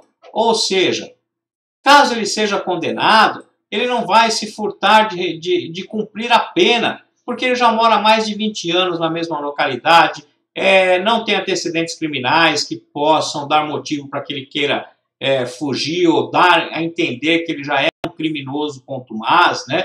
Então não estão aqui realmente presentes os requisitos que pudessem justificar a prisão preventiva para a aplicação da lei penal. E aqui eu chamo a atenção de vocês, como eu falei que a OAB faz muita pegadinha, né? Vocês percebam que aqui os requisitos que ela coloca aqui, as qualidades do réu, você pode ter na sua cabeça um pedido de liberdade provisória, né?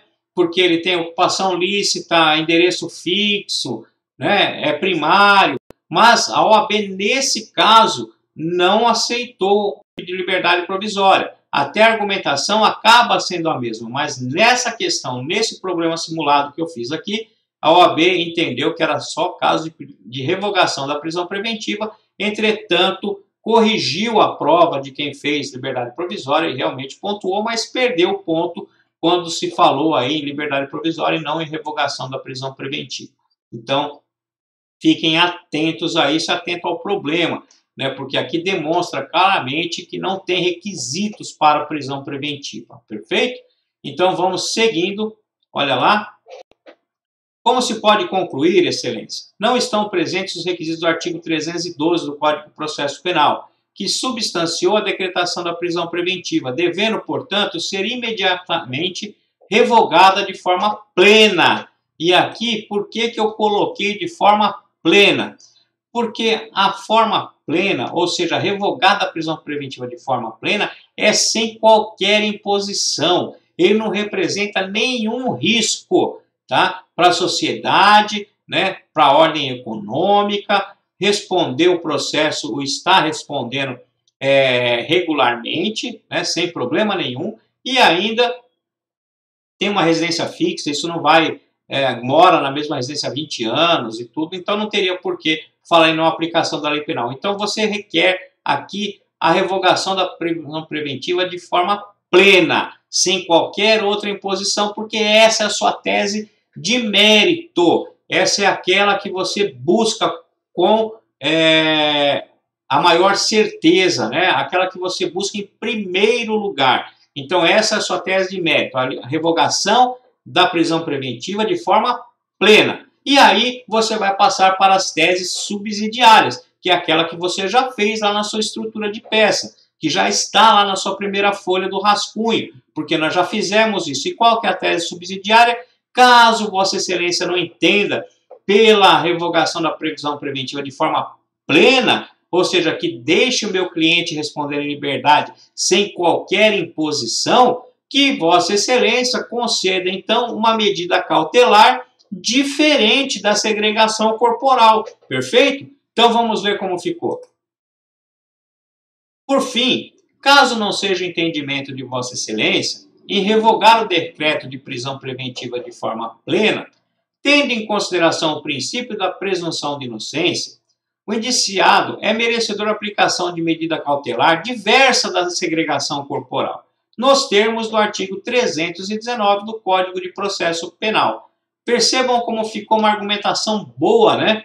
Você falou que não estão presentes nenhum dos requisitos lá que autoriza a prisão preventiva, garantia da ordem pública, garantia da ordem econômica, conveniência da instrução criminal ou aplicação da lei penal. Argumentou tudo. Falou, então, se não estão presentes nenhum deles, eu quero a revogação da prisão preventiva de forma plena, sem nenhuma imposição para o meu cliente. Sua tese de mérito, perfeito?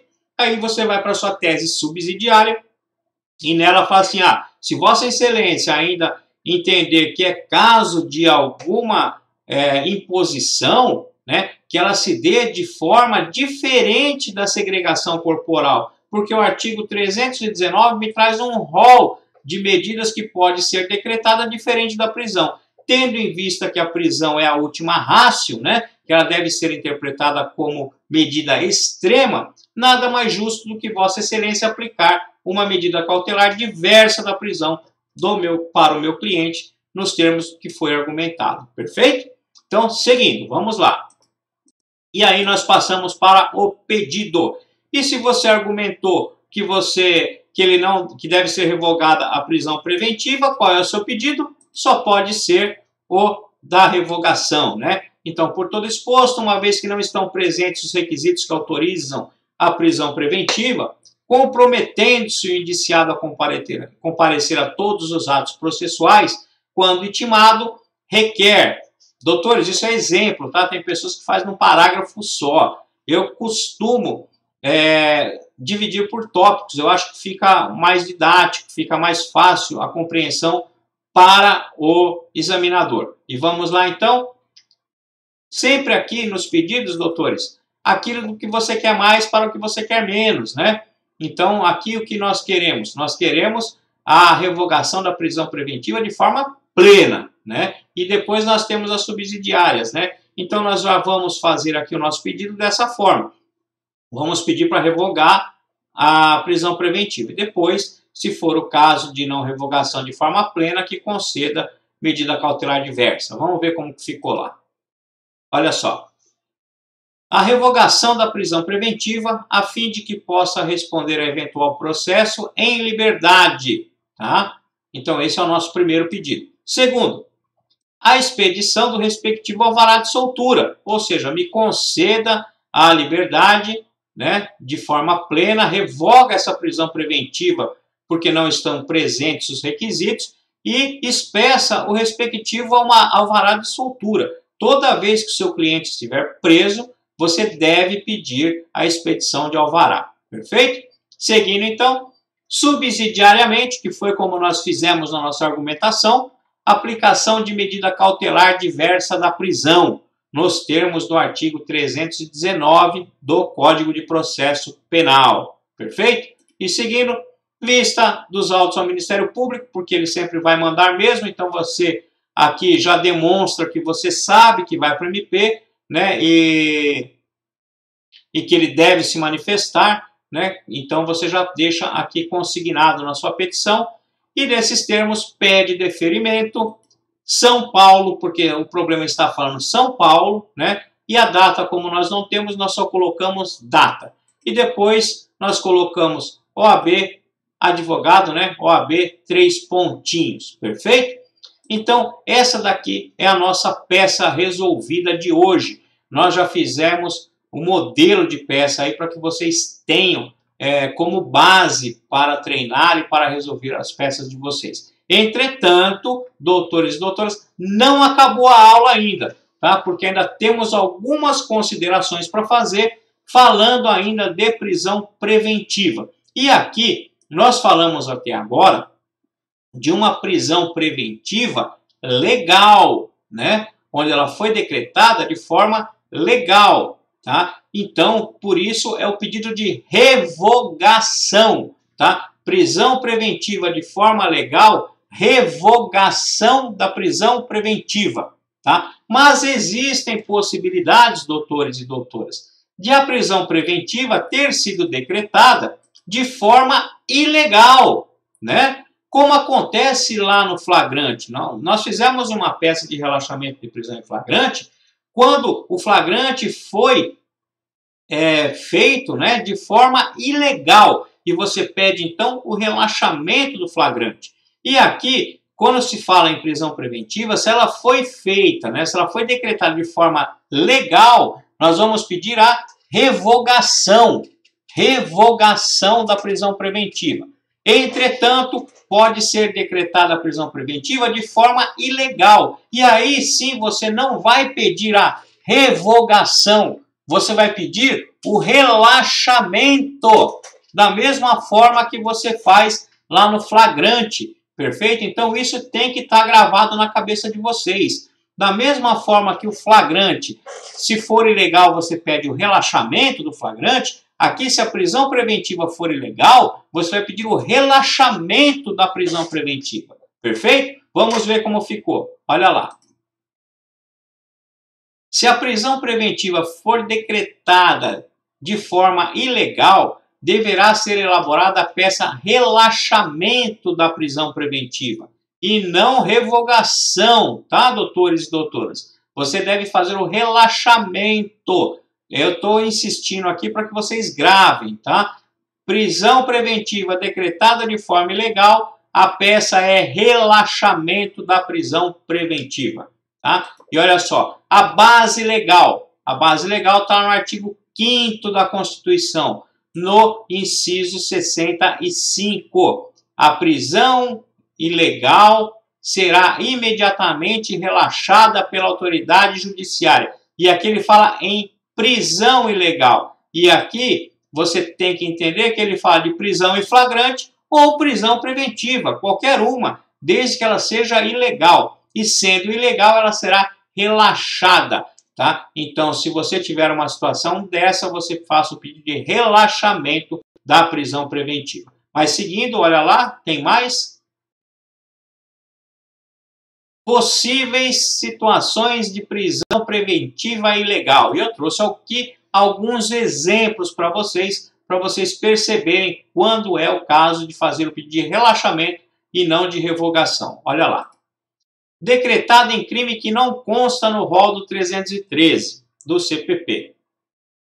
Prisão preventiva decretada de ofício pelo juiz. Nós já vimos, né, que não pode ser decretada de ofício, a não ser lá naquele caso de revogação da prisão preventiva e decretação novamente, né? Mas com o pacote anticrime, que alterou lá o artigo do Código, né, diz que é só requerimento, né, do Ministério Público, do querelante, do assistente ou da autoridade policial, perfeito? Então, quando da fase de investigação já não podia e agora não pode nem na fase judicial se não for a requerimento. C. Prisão preventiva decretada sem fundamento. Tá? Isso o pacote anticrime trouxe também, nós vimos aqui, que deve ser fundamentada toda decisão que decreta a prisão preventiva, não bastando indicar a gravidade em abstrato do crime, perfeito? Contravenções penais. Vimos aqui também que não cabe prisão preventiva nos crimes culposos e nas contravenções, perfeito? Então aqui são todas situações de prisão preventiva decretada de forma ilegal. Olha lá, não observados os requisitos do artigo 285, parágrafo único do Código de Processo Penal. Também é motivo de prisão ilegal. Tá? Então aqui vocês anotem, deixem todos esses artigos que eu mostrei para vocês aqui no vídeo, gravado aí, marcado no seu vadimeco. Aí vocês não terão problema. E a estrutura da peça é muito simples, muito parecida com a da revogação. Eu só pedi para vocês realmente se atentarem ao fato de que se a prisão preventiva for ilegal, é relaxamento e não revogação. Mas eu trouxe aqui também uma base para vocês fazerem essa peça, que é assim, ó. Excelentíssimo senhor doutor juiz de direito da tal vara criminal da comarca de tal cidade, né, 3 pontinhos, autos número 3 pontinhos, do mesmo jeito que nós fizemos lá na revogação, tá? Aí vem assim, ó, A, anteriormente qualificado nos autos em epígrafe por seu advogado ao final firmado, procuração anexa, vem respeitosamente perante Vossa Excelência, com base no artigo 5º, inciso 65 da Carta Magna, requerer o relaxamento da prisão preventiva, pelos fatos e fundamentos a seguirem expostos. Percebam, é praticamente a mesma petição, só vai mudar aqui a base da fundamentação, né? E o nome, que em vez de ser revogação, você vai colocar relaxamento, tá? E aí, descrever os fatos de forma sucinta, descrever a ilegalidade da prisão preventiva lá no direito e do pedido. Ante o exposto, requer o relaxamento da prisão preventiva, a fim de que possa o responder a eventual processo em liberdade, com expedição do respectivo alvará de soltura como medida de justiça, tá? Termos e que pede deferimento, tem um E a mais aí na digitação, desculpem, tá? Local e data, advogado OAB, 3 pontinhos. Perfeito? Doutores e doutoras, feitas essas considerações, acredito que nós superamos mais uma fase desse curso, né, com mais uma aula super importante. Falamos de prisão preventiva, né, revogação da prisão preventiva, e falamos também ao final das considerações da prisão preventiva decretada de forma ilegal, né, que cabe à peça relaxamento. Espero ter mais uma vez contribuído com vocês. Na próxima aula trataremos de outros assuntos no mesmo formato, né, do mesmo jeito que vamos trabalhando aqui. Não esqueçam que tem um e-mail aí no rodapé da câmera, né? Então, você, se tiver alguma dúvida, né, manda e-mail que eu respondo para vocês. E assim a gente vai interagindo e vai construindo aí a nossa base para fazer a prova, perfeito? Então, por hoje, nós vamos ficando por aqui e na próxima aula tem mais. Um grande abraço a todos vocês.